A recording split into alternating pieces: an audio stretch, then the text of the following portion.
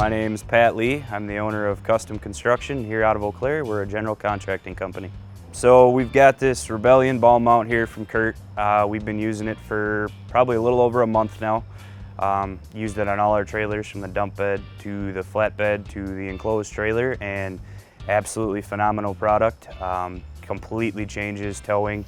Well, if you have a lifted truck or a lower truck or however it works, so you can adjust it to whatever height you need per your trailer. And then it's got a big cushion in the backside, so when the trailer flexes, your truck doesn't move.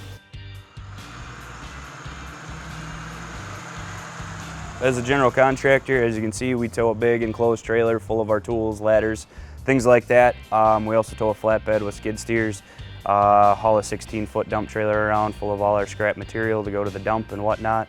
A lot of different heavy loads, everything from 3,000 pounds to 15,000 pounds, and it is a night and day difference when you hook a trailer to this versus a regular ball. It's almost like having air ride suspension without having it.